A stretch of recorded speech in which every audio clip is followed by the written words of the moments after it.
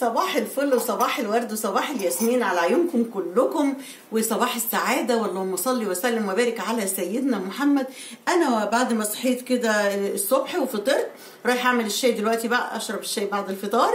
جه في بالي موضوع مهم جدا جدا عايزة أنصحكم فيه وعايزة أكلمكم فيه، ألا وهو إيه بقى يا حبايبي؟ هو موضوع تجمعات العائلة وتجمعات خصوصا السلايف مع بعض. السلايف يعني إيه السلايف؟ عشان في ناس تانية من دول تانية بتتفرج علينا ممكن تكون مش فاهمين يعني إيه السلايف. احنا بنعمل الشيء كده نتكلم مع بعض. السلايف دي اللي هو إن أنا أكون يعني أنا وسلفتي اللي هي متجوزة أخو جوزي يعني إخوات جوزي، أو ممكن كمان العمة اللي هي بتبقى أخت الزوج متجمعة معانا وكده. وخصوصا الكلام ده لو هي في نفس سنك، لو أخت جوزك في نفس سنك هتعملي اللي أنا هقولك عليه. لكن لو فرق السن كبير قوي بينكم، لا خلاص انت بتعتبريها كأمك، زي أمك أو زي حماتك، ومش بتعملي الحاجات اللي أقولك عليها دي. لكن في ظلم شديد جدا جدا جدا بيقع على بعض السيدات وبيسبب لهم أزمة نفسية بسبب موضوع التجمعات العائلية دي. بصوا خدوا بالكم، أنا حطيت معلقة سكر واحدة. أنا كنت بشرب الشاي بمعلقتين ونص سكر، بعد كده قللت النص بقت معلقتين، بعد كده قلت طب ما اجرب معلقه واحده. لقيت فعلا الموضوع تعود يا جماعه، يعني فعلا تقليل السكر دي حاجه مهمه جدا. ان شاء الله المره الجايه هاخد نص بس، هفضل على النص ده فتره بقى. ولقيت نفسي بعد كده مش قادره اشرب الشاي لو زاد معلقتين ورجعتهم معلقتين تاني، مش بعرف اشربه فعلا. طيب نكمل بقى موضوعنا المهم جدا اللي انا عايزاكي تاخدي بالك منه علشان ما تظلميش نفسك ابدا ابدا ابدا. سلايف قلنا يعني ايه سلايف؟ يعني بيت العيله بقى، بيت حماتي وبيت حمايا. لما بروح اتجمع معاهم وبتكون سلفتي دي موجوده وسلفتي دي موجوده واخت جوزي موجوده، واحنا كلنا هنتغدى مع بعض او هنفطر مع بعض في رمضان.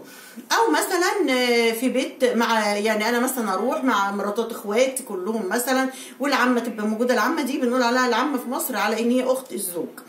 بنعمل ايه وايه اهم حاجه نعملها علشان ما اجيش على نفسي ولا اي حد من الموجودين يجي على نفسه، وكمان مفيش حد يتدلع على حس حد وحد ياخد مجهود حد ويبقى في ظلم في الموضوع، ونلاقي نفسنا في الاخر كاتمين الزعل جوانا لان انا اللي شلت الشيله كلها ومحدش عمل معايا حاجه ولا حد قدرني، وفي الاخر بننفجر.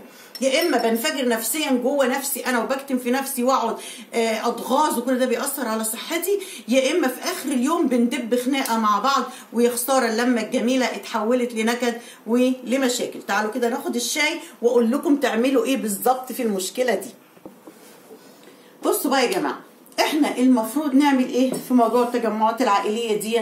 كتير زي ما قلت لكم بيحصل كده وبيحصل مشاكل، واكيد بيحصل معاكم مشاكل، واللي بتحصل معاه المشاكل دي تكتب لي في الكومنتات كده وتقول لي فعلا ان ده بيحصل، او فعلا ده حصل معايا وفعلا ببقى متضايقه وفعلا انا بشيل الشيله.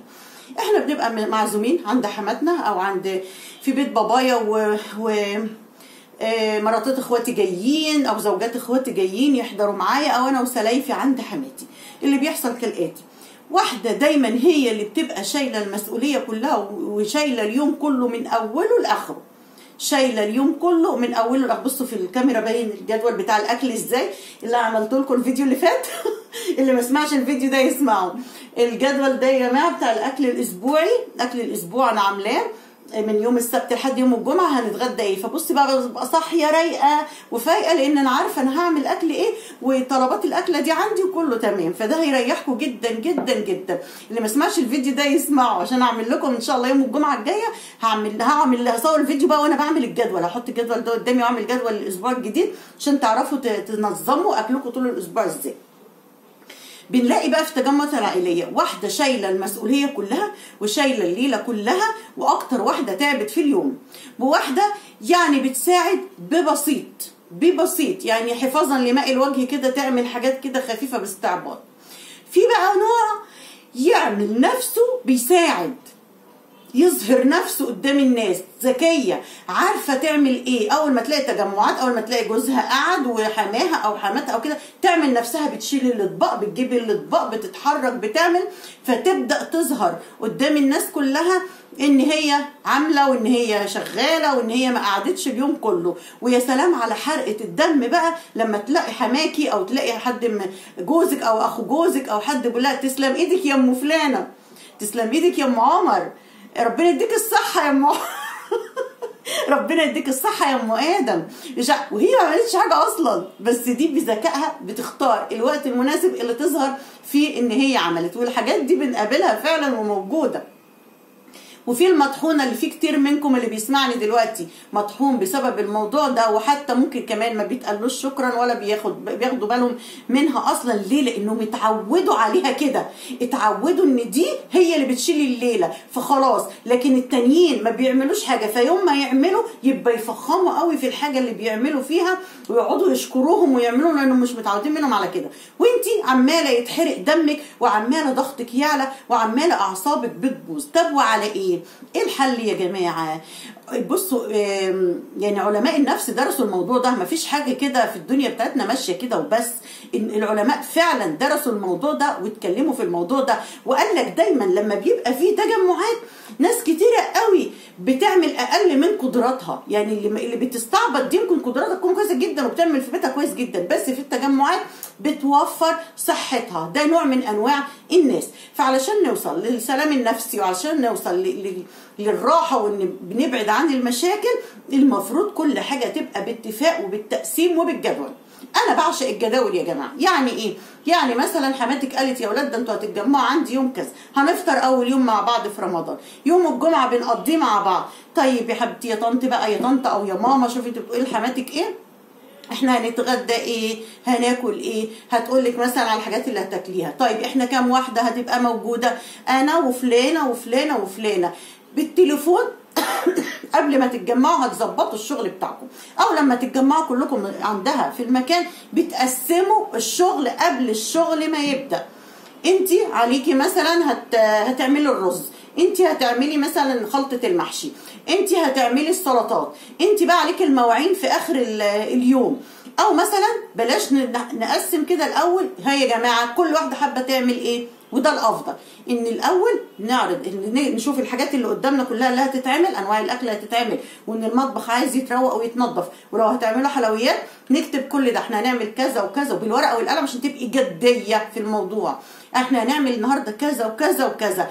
طيب ها كل واحده تختار عايزه تعمل ايه، كل واحده تختار عايزه تعمل ايه. قولي يا فلانه تختاري هتعملي ايه من الحاجات اللي احنا هنعملها دي.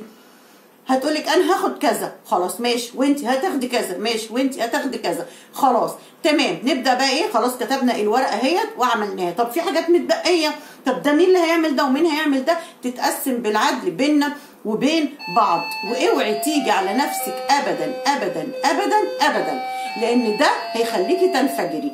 الفكره دي هايله جدا وحلوه جدا وبتبعد الناس كتيره عن المشاكل وبتخليه القعده جميله واللمه جميله، وما تكرهيش لمه حماكي وحماتك تاني.